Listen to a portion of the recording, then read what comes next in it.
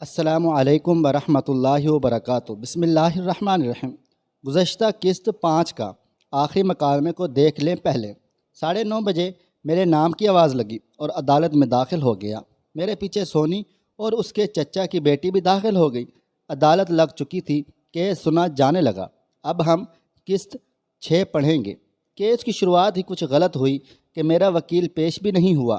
بس وکیل نے اپنے منشی کو میری فائلیں دے کر بھیج دیا اور خود بیماری کا بہانہ کر گیا، جبکہ پیش ہونے سے 10 منٹ پہلے میری فون پہ بات ہوئی وکیل سے، تو وکیل کہنے لگا کہ میں آ رہا ہوں، لیکن بعد میں معلوم ہوا کہ لڑکی والوں نے میرے وکیل کو رشوت دے دی تھی کہ آپ پیش نہ ہوں اور میرا کیس کمزور ہو جائے گا۔ خیر، وکیل ہوتے ہی ایسے ہیں کہ پیسے کے پجاری، پیسے کی خاطر سچ کو جھوٹ اور جھوٹ کو سچ ثابت کر دیتے ہیں، کیونکہ سارا دن تو اوٹ پٹانگ دلیلیں رٹتے رہتے ہیں۔ اور جج بھی ایسے ہی ہوتے ہیں، جس طرف پلڑا بھاری ہو اسی طرف بولتے ہیں۔ یہ میرا آنکھوں دیکھا حال ہے۔ خیر، جج نے کہا کوئی بات نہیں، وکیل نہیں آیا، لڑکا خود تو حاضر ہے۔ اور لڑکی والوں کے وکیل کو جج کہنے لگا کہ آپ شروع کریں۔ لڑکی والوں کا وکیل مجھ پہ الزام لگاتا کہ میں نے لڑکی کو اغوا کیا اور حبس بے جا میں رکھا، زنا کرتا رہا، نہ جانے کیا کیا اول فول بکتا رہا، یعنی ٹوٹل جھوٹ بولتا رہا۔ خیر، جج نے لڑکی سے بیان لیا تو سونی بھی وہی بیان دے رہی تھی جو لڑکی والوں کا وکیل دے رہا تھا۔ جج نے سونی سے پوچھا، ساول نے درخواست دائر کی ہے کہ یہ میری بیوی ہے؟ تو سونی کہنے لگی، جی نہیں، میں اس کی بیوی نہیں ہوں، اس نے مجھے اغوا کیا تھا اور زبردستی مجھ سے نکاح کیا تھا، میں نے تو نکاح قبول بھی نہیں کیا تھا۔ میرے تو ہوش ہی اڑ گئے کہ یہ وہی سونی ہے جو کل تک مجھ پہ جان لٹاتی تھی اور آج مجھے بھری عدالت میں رسوا کیے جا رہی ہے، بلکہ مجھے اچھی طرح سے پھنسا رہی ہے کہ ساری عمر جیل ہی کاٹتا رہوں۔ میں نے ڈائریکٹ جج سے سوال کیا، جناب عالی، مجھے سونی کے ساتھ علیحدہ بات کرنے کے لیے 5 منٹ مل سکتے ہیں؟ آئین و قانون میں ایسا ہے کہ میاں بیوی دوران سماعت جج سے وقت مانگ کے الگ کمرے میں بات کر سکتے ہیں، لیکن جج تو شاید وقت دے دیتا، مگر سونی ایک دم بول پڑی کہ میرے پاس 1 منٹ بھی نہیں بات کرنے کے لیے۔ مجھے اور بھی حیرانگی ہوئی کہ یہ سونی نہیں بول رہی، سونی کے اندر کوئی اور بول رہا ہے۔ خیر، سماعت ختم ہو گئی اور سونی اپنے باپ بھائیوں کے ساتھ چلی گئی۔ میں بوجھل قدموں کے ساتھ عدالت سے باہر آیا تو میرے ساتھیوں نے پوچھا، کیا بنا؟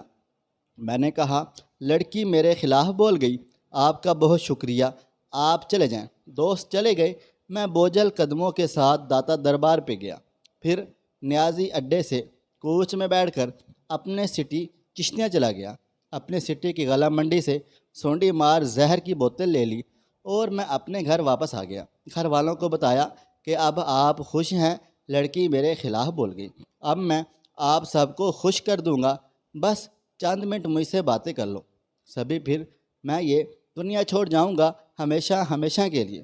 بڑی بھابھی کو نہ جانے کیسے معلوم ہو گیا کہ میں نے اندر کمرے میں زہر کی بوتل رکھی ہے۔ اس نے بوتل اٹھا کے سبھی کو دکھائی تو سبھی بہنیں بھتیجے رونے لگ گئے اور بڑے بھائی کو کال کی گئی تو بھائی نے بہنوئی کو گاڑی دے کر بھیجا کہ اسے اٹھا کے لاؤ اور اسے سمجھاؤ۔ بہنوئی گاڑی لے کر آ گیا اور مجھے میٹھی میٹھی باتیں سنانے لگا اور سانول صاحب کہنے لگا کہ آپ ایک مضبوط نوجوان ہیں، بزدلوں والا کام بالکل نہیں کرے۔ سوچو تو صحیح، تم تو 3-4 آدمیوں سے قابو نہیں آتے تھے، اتنے طاقتور جوان اور زہر پی کر زندگی کا خاتمہ کرتے ہو تو کوئی بھی تمہیں اچھا نہیں کہے گا، حرام موت مرو گے اور قیامت تک یوں ہی مرتے جلتے رہو گے۔ خیر، بہنوئی مجھے بہلا پھسلا کے گاڑی میں بٹھا کے سٹی سے دور ایک قصبہ ہے ماڑی شوق جہاں، وہاں لے آیا۔ بہنوئی نے ڈرائیونگ سیٹ بھی مجھے دے دی تاکہ میرا ذہن کچھ بدل جائے۔ میں نے بہنوئی کو کہا کہ میرا دل تو ایسے کرتا ہے سامنے سے آنے والی کوچ سے گاڑی کو ٹکرا دوں۔ بہنوئی ہنس پڑا، ساتھ کہنے لگا، خدا سے خیر مانگو، میرے تو چھوٹے چھوٹے بچے ہیں۔ رات کو ہم ادھر ہی سوئے اور میں نے اپنے دوسرے بہنوئی کو کال کی کہ مجھے ابھی کے ابھی اپنا پسٹل دے جائیں۔ وہ بہنوئی میرا بچپن کا دوست بھی تھا، میرے کہنے پہ فوری مجھے پسٹل اور 2 میگزین لوڈ دے گیا۔ میں پکا ارادہ کر لیا کہ اب اپنے ماموں کو زندہ نہیں چھوڑوں گا۔ ماموں نے ہی لڑکی واپس دے کر یہ وقت مجھے دکھایا ہے۔ میں نے ایک بار رات کو اٹھنے کا ارادہ کیا تو وہ بہنوئی جو مجھے گاڑی میں لایا تھا وہ میرے ساتھ سویا ہوا تھا۔ اسے پتہ چل گیا، لیکن میں نے پسٹل چھپا لیا۔ پھر رات 1 بجے میں چپکے سے اٹھا اور گاڑی کی چابی میرے پاس تھی، گاڑی کو سلف مارا اور ماموں کے گاؤں آ گیا جہاں پہ ہم لوگ سوئے ہوئے تھے۔ وہاں سے ماموں کا گاؤں 3 کلومیٹر کے فاصلے پر تھا۔ رات 1 بجے میں ماموں کے دروازے کے بالکل سامنے کھڑا ہوا تھا۔ بس کیا وجہ تھی کہ میں گاڑی سے باہر نہیں نکلا۔ دماغ میں 1000 وسوسے آتے کہ ماموں کو مار کے خود جیل چلا جاؤں گا، کیا بنے گا میرا۔ پھر سوچ آئی کہ ماموں نے مجھے قرآن پاک ضامن دیا تھا کہ دھوکہ نہیں کروں گا، اور دھوکہ کر گیا۔ تو ماموں نے دھوکہ میرے ساتھ نہیں کیا بلکہ قرآن پاک کے ساتھ کیا ہے۔ قرآن پاک خود ہی ماموں سے اپنا حساب لے لے گا۔ میں نے قرآن پاک کو مخاطب کیا کہ آپ ضامن بنے تھے، اب فیصلہ آپ نے ہی کرنا ہے، اور میں واپس آ گیا۔ چپکے سے گاڑی کھڑی کی، سونے لگا تو بہنوئی کو جا گئی تو پوچھنے لگے کہاں گئے تھے۔ میں نے کہا میں واش روم گیا تھا۔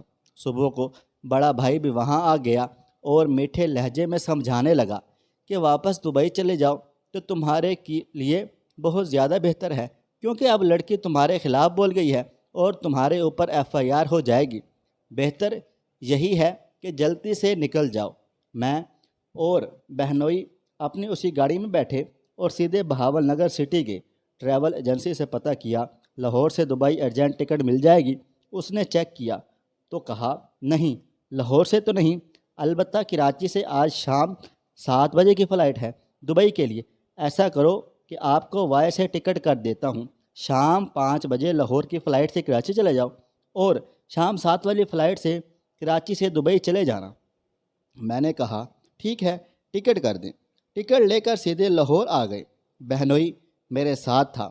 شام 5 بجے لاہور سے کراچی کی فلائٹ پکڑی اور شام 7 بجے کراچی سے دبئی کی فلائٹ پکڑ لی، اور میں لوٹ پھوٹ کے سب کچھ ہار کے ایک بار پھر میں دبئی واپس آ گیا۔ دبئی میں میرے بہنوئی کا بھتیجا رہتا تھا، میں اس کے پاس چلا گیا، لیکن وہاں میرا دل نہیں لگا، اور میں جہاں پہ میرے چچا پھوپھی اور چچا کے سالے کا بیٹا رہتے تھے، یعنی جہاں سے میں بھاگ کے پاکستان گیا تھا، وہاں پہ آ گیا۔ چچا کے بیٹے نے مجھے 6 دن لگاتار ولایتی شراب پلائی رکھی کہ کسی طریقے میرے دل سے بوجھ ہلکا ہو جائے، لیکن جیسے ہی 7ویں دن میرا نشہ ڈاؤن ہوا تو مجھے طرح طرح کے خیال آنے لگ گئے کہ لوگ کہیں گے سامل بزدل تھا، کیس سے ڈر کے دبئی بھاگ گیا ہے۔ میرا دل کہتا کہ کچھ بھی ہو جائے تم بزدل نہیں بنو۔ زندگی کی 22 بہاریں دیکھ چکا تھا اور کبھی بزدلی نہیں دکھائی تھی۔ ہر میدان میں، ہر محفل میں لڑائیوں میں بھی بہت زیادہ مشہور تھا، اور میرے ساتھ جس کسی نے بھی لڑائی کی تھی، میں نے کسی کی ناک کی ہڈی توڑی تھی، کسی کا بازو توڑا تھا، کسی کا سر پھوڑا تھا۔ بس بیٹھے بیٹھے گزرے دنوں کی سوچ آئی تو سوچا کہ ایسے تو میرا نام ہمیشہ کے لیے مٹ جائے گا۔ بس بیٹھے بیٹھے پلان بنا لیا اور 7ویں دن پھر پاکستان آ گیا اور سیدھا اپنے گھر گیا۔ پاسپورٹ نکال کے گھر والوں کے سامنے پھینک دیا کہ یہ پڑا ہے، میں اب جیوں یا مروں، مجھے میرے حال پہ چھوڑ دیں۔ میں نے ایک قبضہ گینگ جوائن کیا اور 2-3 ساتھیوں کے ساتھ سونی کو تلاش شروع کر دی۔ لڑکی والوں کو جب علم ہوا تو انہوں نے سونی اور اس کی ماں کو کسی دوسرے سٹی شہر میں چھپا دیا۔ لڑکی والوں نے یکے بعد دیگرے میرے اوپر 4 FIR کروا دی۔ دفعہ A 365 لڑکی اغوا، B 365 لڑکی اغوا، دفعہ 376 لڑکی سے زنا، دفعہ B 374 لڑکی کو حبس بے جان میں رکھا۔ میں 4 FIR کی کچھ پرواہ نہ کی اور ایک بھی پیشی پر پیش نہ ہوا۔ تب مجھے اشتہاری قرار دیا اور میں وہاڑی کے علاقے میں روپوش ہو گیا۔ رات کو میں اپنے سٹی آتا اور فجر کے وقت چلا جاتا۔ مجھے دبئی سے آئے 5 ماہ 28 دن ہو چکے تھے، اور خلیجی قانون کے مطابق کوئی ویزا ہولڈر 6 ماہ سے 1 دن بھی زیادہ پاکستان گزار سکتا۔ اگر 6 ماہ سے 1 گھنٹہ بھی اوپر ہو گیا تو اس کا ویزا آٹومیٹکلی کینسل ہو جاتا ہے۔ تب وہاڑی جہاں پہ میں رہتا تھا وہاں میری پانچوں بہنیں گئیں اور میری منت سماجت کی کہ خدارا واپس دبئی چلے جائیں اور اپنی زندگی سنوال لیں، یہاں پہ ذلیل و برباد ہو جاؤ گے، رسوا ہو جاؤ گے۔ بس رات کا وقت تھا اور ویزا کینسل ہونے میں صرف 2 دن باقی تھے۔ میں نے بہنوں کی منت سماجت کو مان لیا اور وہاری سے ٹکٹ لے کر ایک بار پھر دبئی آ گیا۔ 4 FIR کا اشتہاری تھا، پھر بھی ایئرپورٹ لاہور سے نکل آیا، کیونکہ میری ایک رائٹر دوست تھی پرانے وقت کی، جب میں ماہانہ جواب ارض ڈائجسٹ لاہور میں کہانیاں لکھا کرتا تھا۔ رائٹر دوست کی بہن لاہور ایئرپورٹ میں جاب کیا کرتی ہے، اس سے پتہ کروایا کہ میرا نام ECL میں تو نہیں۔ اس نے چیک کروا کے بتایا کہ نہیں۔ تب میں اشتہاری ہونے کے باوجود لاہور ایئرپورٹ سے دبئی آ گیا۔ 1.5 برس بعد میں جب پاکستان گیا تو وہی 4 FIR میرے اوپر تھیں جن کا میں اشتہاری تھا۔ 2 ماہ ہوئے تھے مجھے پاکستان آئے ہوئے کہ ایک دن میں اپنے سٹی سے گرفتار ہو گیا۔